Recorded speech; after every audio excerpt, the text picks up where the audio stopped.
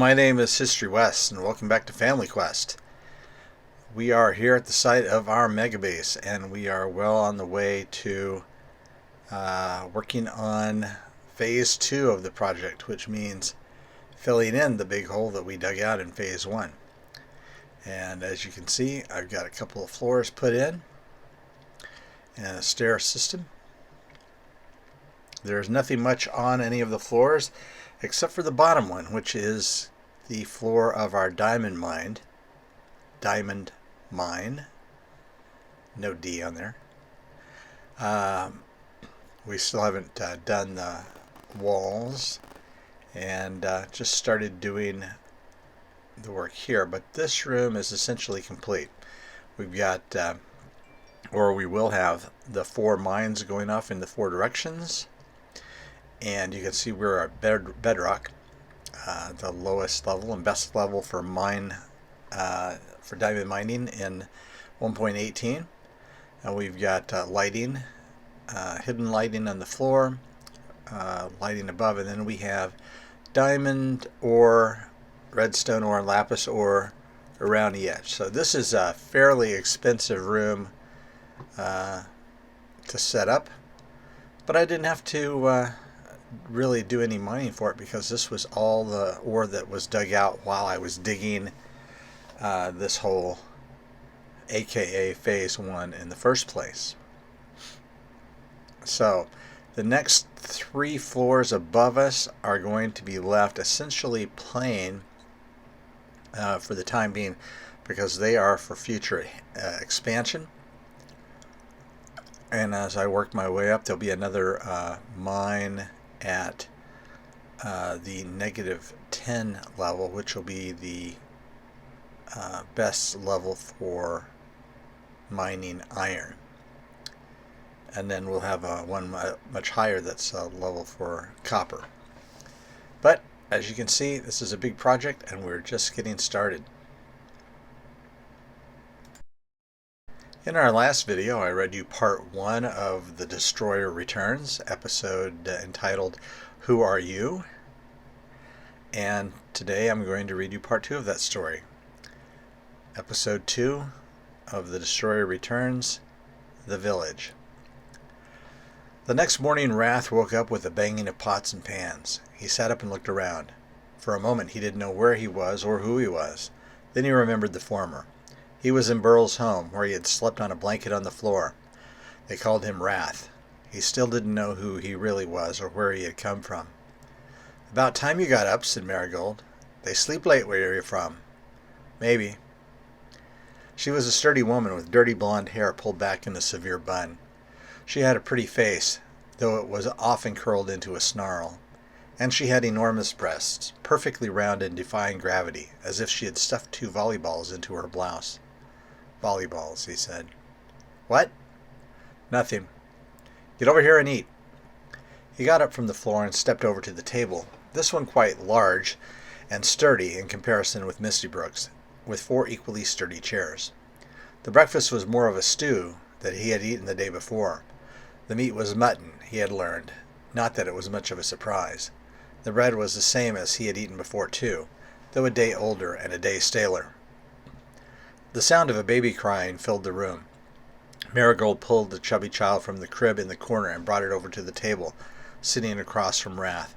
She opened her blouse and revealed a breast as large and as round as predicted.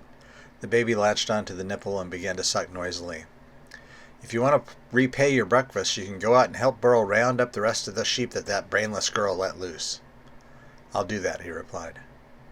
After a couple of quick bites, Wrath got up from the table and picked up his boots and jacket from the floor, carrying them out the front door. On the front step he slipped them on. He found Burl at the end of a dusty lane that was the only road in town. Sure enough, he was shoving a ewe through a gate into a wooden pen. "You can go help Briggs," said Burl, pointing at a figure surrounded by more sheep at the far end of the field. Wrath trudged across the ground to the indicated figure. "So you're the latest stray Misty Brook brought in, eh? You never know what that girl's going to find.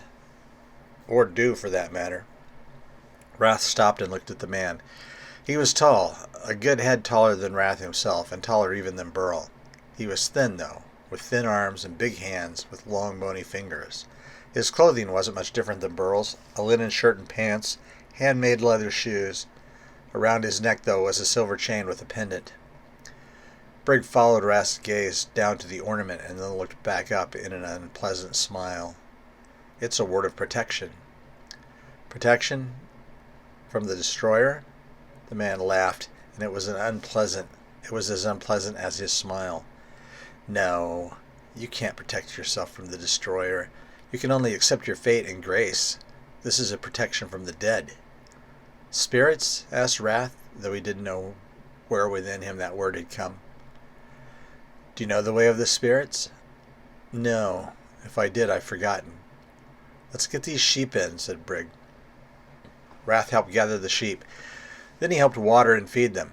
He met the other men of the town, short and stocky Brund, young Even, and old man Lyle among them.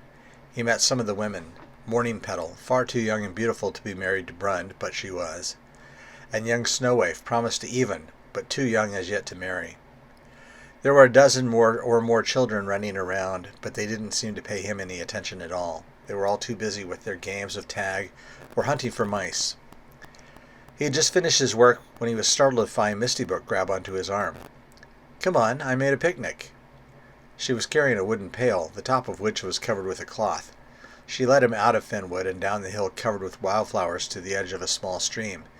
It was overhung on both sides with weeping willow trees, and the water was broken by large round rocks covered with moss, creating little waterfalls.